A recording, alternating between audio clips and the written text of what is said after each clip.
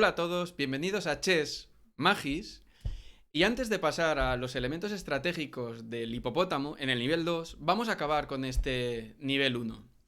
Vamos a ver una muy interesante partida que se jugó en Brato 2006, que fue entre Fabiano Caruana, que llevaba las blancas, y Nicolo Ronchetti con negras. Caruana jugó E4 y tras G6, D4, alfil G7, caballo C3. Bueno, si os recordáis en la partida anterior en la que Gata Kansky jugó B6, pues bueno, aquí jugó D6, alfil E3 y tras A6 el hipopótamo, tal y como os comenté en el nivel 1, existen muchísimos órdenes diferentes para implementarlo. Este en concreto es el que sugiere el gran maestro Tiger Hillard Pearson, pues bueno, para llegar al hipopótamo. Y bueno, de hecho suele pasar que aquí lo que incita es un ataque pues prematuro, entre comillas, por parte de las blancas. Bueno, vimos también en el primer vídeo, ¿vale? Os lo dejo aquí para que lo podáis repasar. Que bueno, las negras se opusieron a base de H6, que también sería, pues bueno, una opción en esta posición. Sin embargo, aquí, bueno, las negras jugaron H5 y tras F3 llegamos a, digamos, la primera posición que de alguna forma tendríamos que visualizar y sí tener muy clara y quedarnos con ella, porque nos va de nuevo a, pues eso, a ayudar a saber jugar este tipo de posiciones. La idea de las blancas, por supuesto, con este centro que sostenido con F3 y este potente centro a base de E4 y D4, pues bueno, es eventualmente romper con G4 en el largo plazo o medio plazo. Bien, vino B5, las negras, pues de algún modo, como ya empezamos a conocer en este tipo de posiciones, tienen que reaccionar en el otro flanco. Y tras dama de 2, caballo de 7, y si os fijáis, de nuevo, las negras de alguna forma están demorando la salida de este caballo. Una idea estratégica que también empezamos a conocer y que, bueno, en la anterior partida Gatakansky ya implementó. Vino en Roque, y ahora sí, muy interesante, alfil B7. Pues bueno, comentar que la presión de este alfil sobre la gran diagonal de alguna forma, pues bueno, está disuadiendo a las blancas de que realicen, pues bueno, esta jugada tan deseable por ellos, porque, bueno, el peón de F3 de alguna forma sería un poquito más débil y la presión se notaría más. Entonces, bueno, alfil B7 se opone en cierto sentido, pues bueno, a este plan de las blancas. Jugada que, bueno, en cualquier caso es una jugada que ya teníamos planeada, ¿no? Con el hipopótamo. Tras caballo H3, buscando la casilla G5, pues bueno, vino torre C8, muy interesante, haciéndole rayos X sobre la columna C al rey rival. Y bueno, preparando también de alguna forma pues la ruptura C5, que es una ruptura muy usual en este tipo de posiciones. Vino caballo G5, tras C5. Vino el primer momento crítico de la partida, ¿no? Después de peón por. Claro, una opción habría sido, por ejemplo, jugar D5. Por ejemplo, aquí D5. Pero claro, que tal vez hubiera sido mejor opción. Difícil decirlo. Las blancas probablemente no realizaron esta jugada porque, bueno, no quieren ser débiles en todo el complejo de casillas oscuras. Y es por eso por lo que, bueno, optaron por capturar aquí. Y, bueno, tras caballo por alfil de 4, vemos por fin por qué las negras han demorado la salida de este caballo. Que no va a salir a su casilla habitual en E7, sino que ahora se presta a salir por F6. De momento, pues eso, conservando la pareja, conservando los alfiles, evitando el cambio de estos dos alfiles. Vino rey B1, el enroque largo son dos jugadas, como suelen decir, enroque corto, y aquí sí la apertura ha finalizado. Esta vez las negras han conseguido, de alguna forma, transponer una versión favorable del dragón. Una posición que tiene características análogas al dragón, donde las negras de alguna forma ya tienen algún tiempo de más. A mí es una posición que, jugador de dragón, como jugador de dragón que soy, bueno, jugarla con negras me gustaría mucho. Vino G3 y tras dama C7, una casilla muy habitual para la dama en este tipo de posiciones. Alfil H3 y bueno, Ronchetti jugó aquí E6, que tal vez es bueno, es una imprecisión. Torre B8 hubiera sido probablemente mejor, evitando una serie de problemas.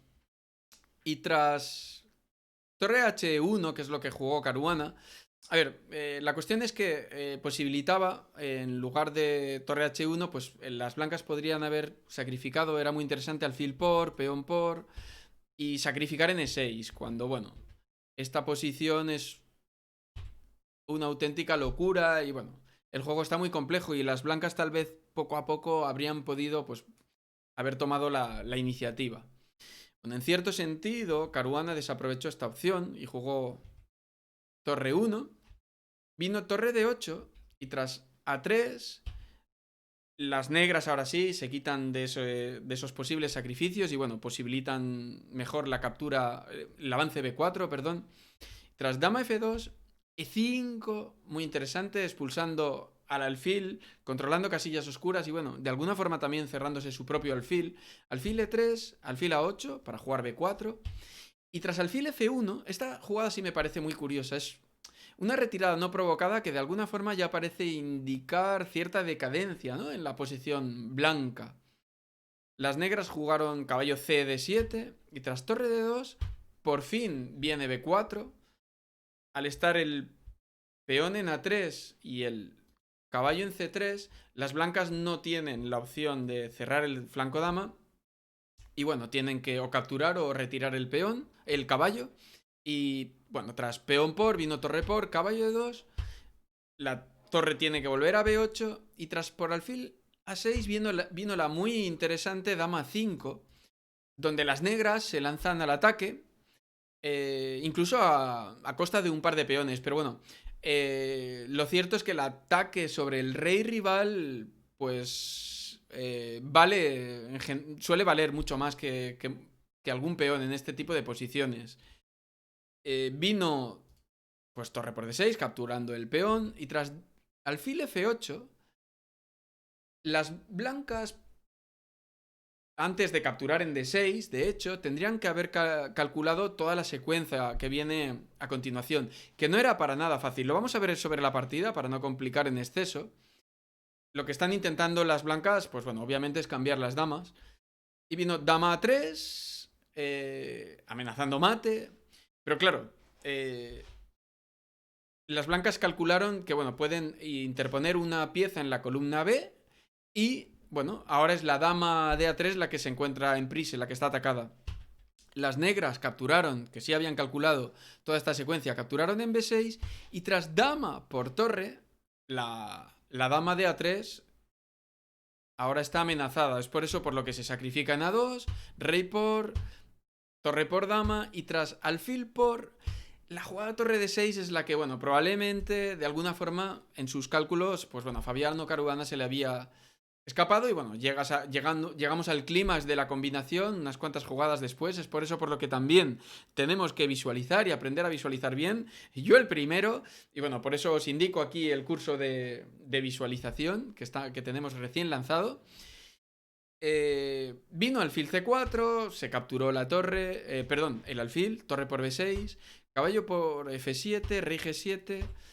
Bueno, las blancas tomaron la columna D y tras, bueno, alfil E7 quitándole casillas de entrada a las blancas, pues bueno, después de todo las blancas es cierto que tienen 3 peones por la pieza. Pero bueno, es difícil que sea suficiente compensación y la partida duró todavía, no la voy a pasar, 117 jugadas. Y bueno, la pieza de más de las negras se hizo notar bastante. Bien, esta es la primera partida de hoy. Vamos muy rápidamente y acabamos esta primera sección con la segunda partida que queremos ver, muy interesante, Henderson de la Fuente contra Krishnar Sasikiran. Y se jugó en Biel en 2016. Empezó también con E4, G6, pasamos las primeras jugadas, H3 y si os fijáis, tras las primeras 10 jugadas, las negras han realizado sus primeros 10 movimientos del hipopótamo, absolutamente todos, y las blancas tienen un setup bastante ideal. Las blancas están muy satisfechas con su centro. Tiene un desarrollo clásico tal y como se ha recomendado en muchísimos manuales. Y este setup con H3 y A4, pues suele ser muy efectivo, de hecho, contra la apertura Robach. Curiosamente, dada la situación del alfil en D3, no es una disposición tan peligrosa contra el hipopótamo. Que aunque sea hermana de la primera, tiene aquí en concreto en este tipo de posiciones y en esta posición en concreto, pues más opciones. A mí personalmente me ha costado mucho darme cuenta de esto. Yo, este setup y estas posiciones con blancas, decía, siempre pensaba, digo, qué bien están aquí las blancas. Pero precisamente profundizar un poquito más en esta posición me ha hecho darme cuenta de que tal vez esta pieza no está tan bien situada en D3 como parece. Bien, vino G5 y esa es la cuestión de esta posición, que las negras empiezan un contraataque que es muy típico en estas posiciones, buscando el punto de ruptura en G4. Incitando además a un error estratégico por parte de las blancas, que es el primer error de las blancas, que es H4.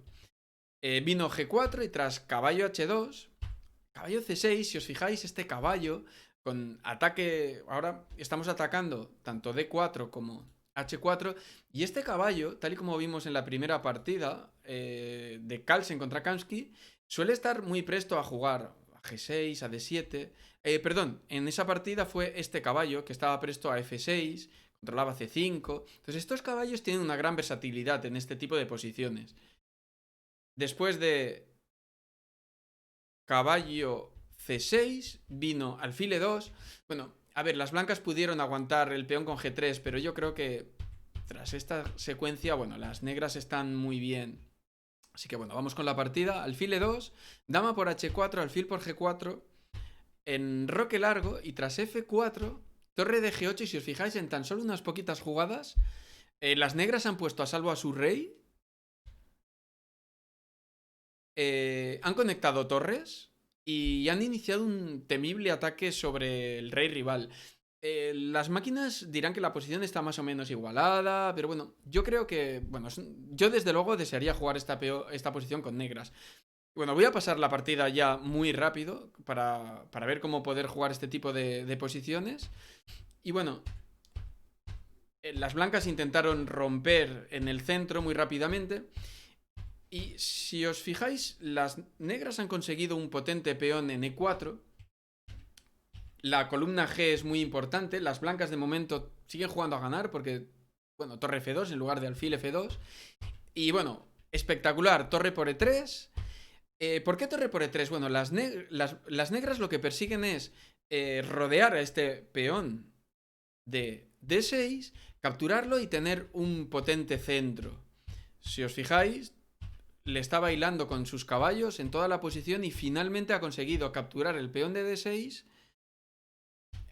tener una temible falange central y bueno, las blancas tienen un peón muy débil en C3 que en cuanto sea capturado estos peones van a ser muy muy peligrosos y bueno, además las negras tienen pues una pareja de alfiles que, bueno, eventualmente pueden ser también muy peligrosos. Las negras atacan la debilidad de C3 y si os fijáis, finalmente consiguen otro peón más y bueno, ahora los peones centrales, tal y como comentaba, pues bueno, van a acabar definiendo la partida. Mucho cuidado con que no nos entren hacia, bueno, cuidar la seguridad del rey. Y tras unas cuantas jugadas más, el rey en B8 está relativamente seguro.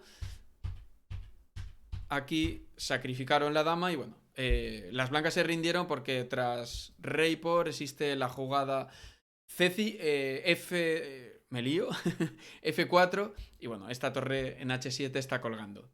Así que bueno, muy interesante partida por parte de Sashi Kiran. Os voy a dejar la posición que de alguna forma tendríamos que visualizar y recordar. Ponedmelo si queréis en los comentarios. ¿Qué pensáis de esta posición? Yo creo que muchos jugadores de blancas, tal y como yo también pensaba durante mucho tiempo, van a preferirla. Pero bueno, poco a poco yo voy adaptándome y me va gustando también la posición con negras.